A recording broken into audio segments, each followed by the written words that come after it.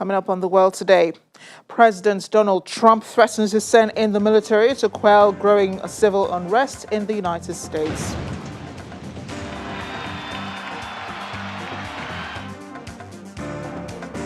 Demonstrators around the world condemn racism and police violence in the U.S. Leaders in the world also weigh in.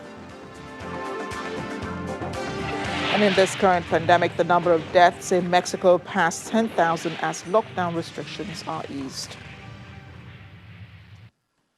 A warm welcome to our viewers here in Nigeria and around the world. Thanks for joining us on the program this half hour. I'm Amarachi Ubani in Lagos. We continue to monitor the ongoing protests against racism and police brutality in the United States, which have turned violent over the past few days. President Donald Trump, who's been speaking about this, has threatened to send in the military to quell growing civil unrest across the country, stemming, of course, from the death of African-American man George Floyd in police custody.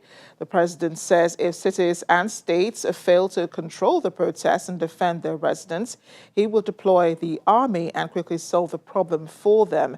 Protests over the death of George Floyd have escalated over the past week, and this is all happening as the U.S. primary presidential elections are underway.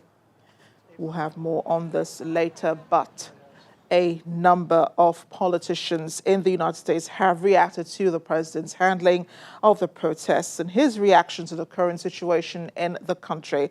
House Speaker Nancy Pelosi and Senate Democratic leader Chuck Schumer have called the president cowardly, weak, and dangerous. Both issued a joint statement saying across our country, Americans are protesting for an end to the pattern of racial injustice and brutality we saw most recently in the murder of George Floyd. Yet, at a time when our country cries out for unification, this president is ripping it apart, tear-gassing peaceful protesters without provocation, just so that the president could pose for photos outside a church, dishonors every value that faith teaches us. The latter part of the statement, of course, referring to the president posing for photos outside St. John's Church in Washington, which was slightly damaged in a fire set by rioters the previous evening. You can find those pictures online. The president held a Bible in front of St. John's Episcopal Church, just across the road from the White House. President Trump does not belong to a particular congregation, only occasionally attends a service, and has said many times he does not like to ask God for forgiveness. His latest move, however, has not been welcomed by a range of religious leaders. Democratic Congresswoman representing Minnesota, the state where George Floyd died, Ilhan Omar, has also reacted to the killing of George Floyd and the protests right now. She told the BBC that systematic changes are urgently needed to fight racism in the U.S. Plus, Black people in this country, she says, from the days of being enslaved to the days of being lynched, to Jim Crow, to police brutality, we're now seeing, to mass incarceration, have always seen their humanity not being recognized. She also says, when we say we are sick and tired, we mean we are sick and tired. Every single day we find ourselves in these situations. It doesn't really matter who might be in charge. What matters are the kind of reforms we're bold enough to push for. Ilhan Omar's words.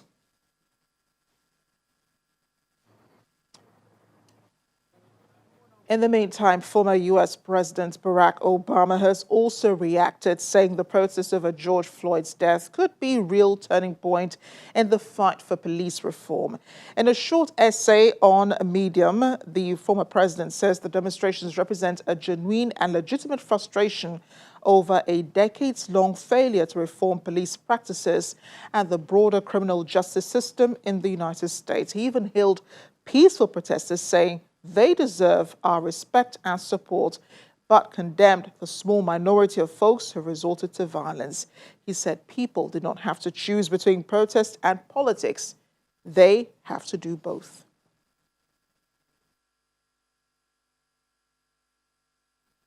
We can have more now on the protests and how that's impacting on the elections, the primaries, which are supposed to be underway today in the United States amidst also a coronavirus epidemic. Our correspondent in Washington, Maria Bird, reports. Mass destruction, protesters being sprayed with tear gas in front of the White House, the President of the United States calls for law and order. I am your President of law and order and an ally of all peaceful protesters. But in recent days, our nation has been gripped by professional anarchists, violent mobs, arsonists, looters, criminals, rioters, Antifa, and others. Presidential action to stop the violence and restore security and safety in America. I am mobilizing all available federal resources, civilian and military, to stop the rioting and looting, to end the destruction and arson, and to protect the rights of law-abiding Americans, including your Second Amendment rights. The U.S. protests and riots are occurring while 8 U.S. states and the District of Columbia will hold their primary elections today. The brother of George Floyd condemned the violence and called on Americans to get out and vote to enact change. My family is a peaceful family. My family is God-fearing. Amen. Yeah, we upset. Let's do this another way. Let's stop thinking that our voice don't matter. That's right. And vote. There you go. Not just vote for the president, vote for the preliminaries, vote for everybody.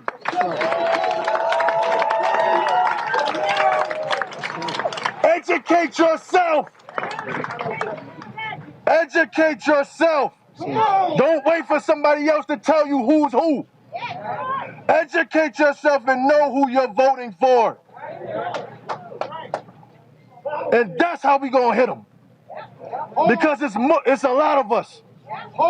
It's a lot of us. That's right. It's a lot of us. A lot of us. Many American voters will take their ballots to the mailbox this year as fears of the coronavirus spread require states to change their voting practices. From Washington, Maria Bird, Channel Television News.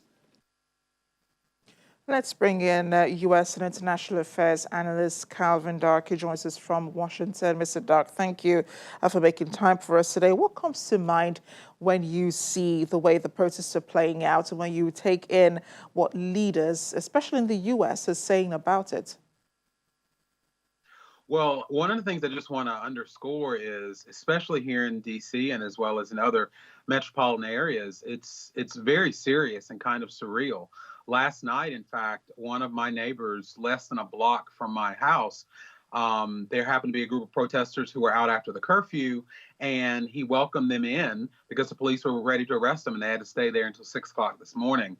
And all the things that were happening yesterday at St. John's Church and what President Trump's photo op, I could basically hear from my office. So it's very much hitting home.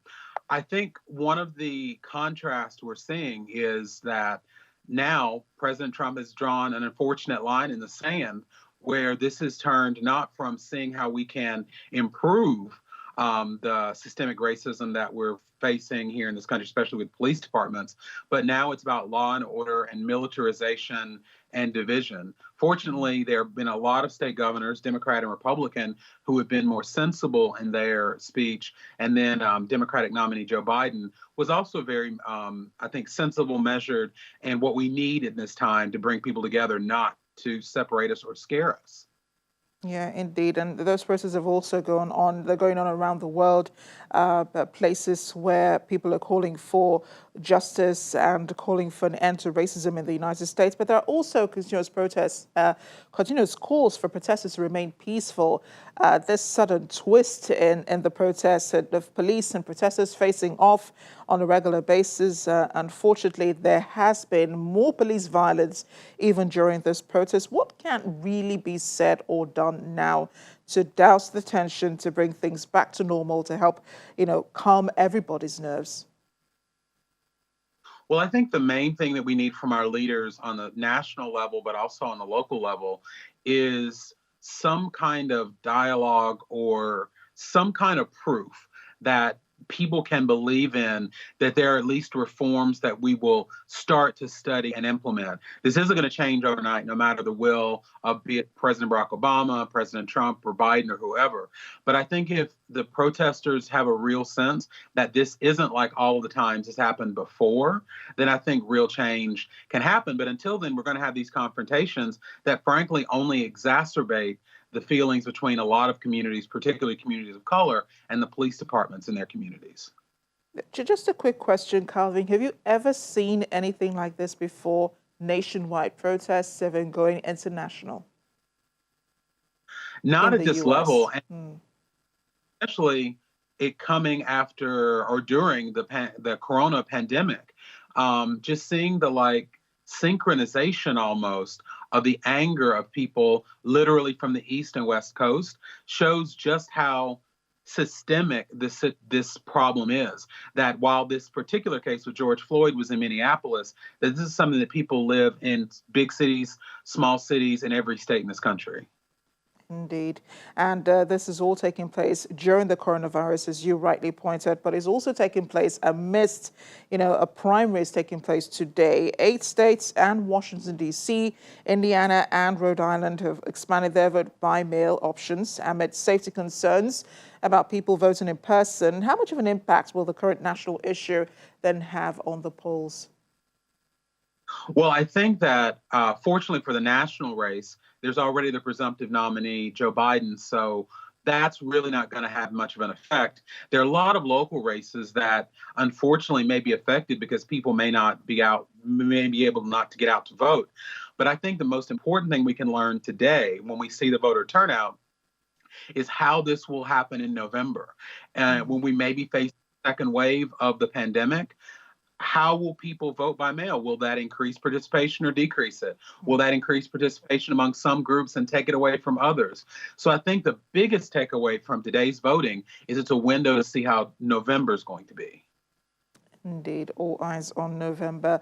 Thanks again, Calvin, and do stay safe in Washington. Thank you. We'll get into those solidarity protests in a bit, the ones happening around the world, and the calls for calm and for justice. But adding their voice to the ongoing protests in the United States and around the world against racism, the country has called on the U.S., we're talking China now, has called on the U.S. to face up to racial discrimination and heed calls for justice by taking effective measures to safeguard the legitimate rights of ethnic minorities. Spokesperson for the Chinese Foreign Ministry, Zhao Lijian, told a news conference on Monday that China follows the course of events in the United States after the death of George Floyd. Lijian said the lives of Black people are equally human lives and their human rights should be guaranteed. Racial discrimination against minorities is a deep-rooted social problem in the United States. But many, of course, have called China out on its statements, saying they want to talk about the lives of Black people. But back to the protests now. Thousands of protesters have marched through downtown Sydney, Australia, voicing their solidarity with Americans demonstrating against Floyd's killing. They defied coronavirus restrictions on public crowds to gather at Hyde Park in Sydney's Central District before marching peacefully past the State Parliament House and the U.S. Consulate. The protesters, some of them wearing surgical masks, have held signs saying, "I can't breathe," and chanting "Black Lives Matter" and "Take a knee," while mounted police stood by watching. Meanwhile, in Sydney, an investigation has been opened into the arrest of a 17-year-old Aboriginal descent after video footage appeared on social media showing him being handcuffed and kicked to the ground after an argument with the police. The constable involved has been put on restriction duties while the investigation takes place.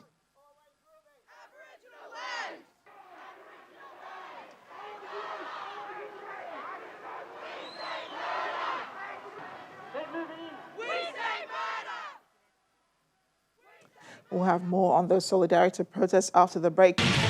But Welcome back to The World Today. We're still taking some of those reactions to the protests around the world against the killing, I should say, of George Floyd in police custody. The European Union says it is shocked and appalled by the event. Josep Borrell, the EU's foreign policy chief, described Floyd's death as an abuse of power and warned against further excessive use of force. We here in Europe, like the people of the United States, we are shocked and appalled by the death of George Floyd. And I think that all societies must remain vigilant against the excess of use of force and ensure that all such incidents are addressed swiftly, effectively, and in full respect for the rule of law and human rights. We have to be sure everywhere, especially in societies which are based on the rule of law, democratic representation and respect for freedoms and liberties, that the people who are in charge of taking care of the order are not using their capacities on the way that has been used on this very, very unhappy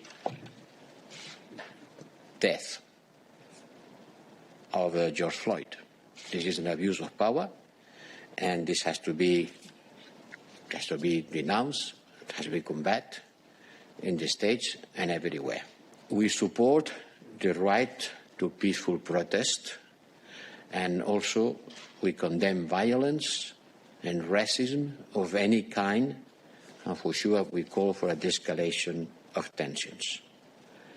We trust in the ability of the Americans to come together, to heal as a nation, and to address these important issues during these difficult times. And allow me to repeat that all lives matter, Black lives also matters. Tanya? Josep Borrell, the EU foreign policy chief. To other stories now, the United Kingdom has called on China to step back from the brink over a national security law in Hong Kong. British Foreign Secretary Dominic Raab told Parliament that the law is a breach of Beijing's international commitments to the one country, two systems principle agreement on the former colony. He reiterated that Britain was prepared to offer extended visa rights and a path to citizenship for British national overseas passport holders in Hong Kong. But if not, the UK will not just... The imposition of national security legislation on Hong Kong by the government in Beijing, rather than through Hong Kong's own institutions, lies in direct conflict with Article 23 of China's own basic law, and it lies in direct conflict with China's international obligations freely assumed under the Joint Declaration. Mr. Speaker, there is time for China to reconsider. There is a moment for China to step back from the brink and respect Hong Kong's autonomy and respect China's own international obligations. And we urge the government of China to work with the people of Hong Kong, with the Hong Kong government, to end the recent violence and to resolve the underlying tensions based on political dialogue. Now, India has begun preparations to face the landfall of a cyclone that is expected to hit the country's west coast tomorrow. The India Meteorological Department says a deep depression in the Arabian Sea is very likely to intensify into a cyclonic storm during the next 12 hours and further into a severe cyclonic storm during subsequent 12 hours. It was just last month a powerful cyclone that tore through the eastern state of West Bengal caused the damage of $13 billion to infrastructure and crops and killed more than 100 people in India and Bangladesh. And more than 10,000 people have died from coronavirus in Mexico. Announcement came same day that many restrictions brought in to curb the spread of the virus were lifted. Meanwhile, despite rising cases around the world, several countries are continuing to ease lockdown restrictions. Has become the 7th country to have recorded more than 10,000 COVID-19 related deaths. A grim milestone was reached as millions returned to work across the country after some quarantine restrictions were lifted. It's a similar situation in India, where despite infections still going up, more and more businesses are starting to open up. India has registered a record daily spike with 8,392 new infections. Starting from June 8, restaurants, hotels, shopping centers, and places of worship will be allowed to reopen in many areas in the first stage of a three-phase plan. Meanwhile, India's government has approved antiviral drug remdesivir for emergency use in treating COVID-19 patients. Remdesivir is the first drug to show improvement in COVID-19 patients in formal clinical trials. Singapore is also very slowly starting to ease its lockdown. Schools have resumed classes for graduating years, but students have to abide by strict social distancing rules, both in class and around the school premises. Senegal has postponed the restart of schools until further notice after several teachers tested positive for the coronavirus. But if China continues down this kind And in the United Kingdom, members of parliament have returned to Westminster following a scheduled break at the end of May. The government is looking at ways to relax the 14-day quarantine rules for people entering the country over the coming months. In the meantime, a Public Health England's report has confirmed that Black, Asian and minority ethnic people in the UK are more likely than others to die from the COVID-19. And we know that our great cities have been hardest hit by this virus. And this work underlines that being Black or from a minority ethnic background is a major risk factor.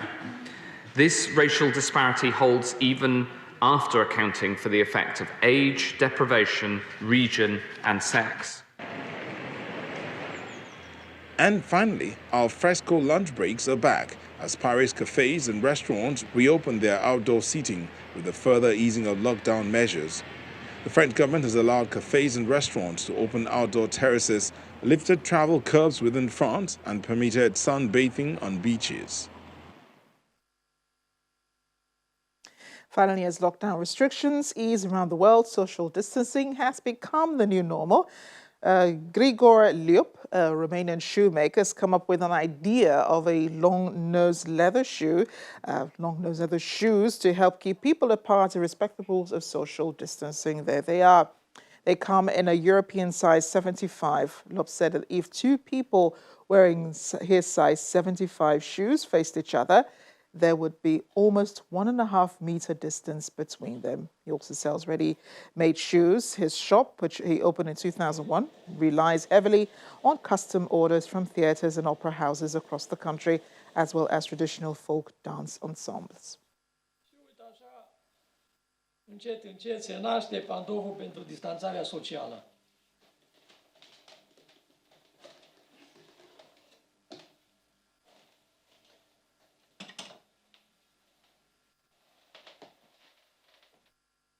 They look pretty interesting. A bit odd, though, but interesting. Thanks for watching The World Today. I'm Amarachi Ubani.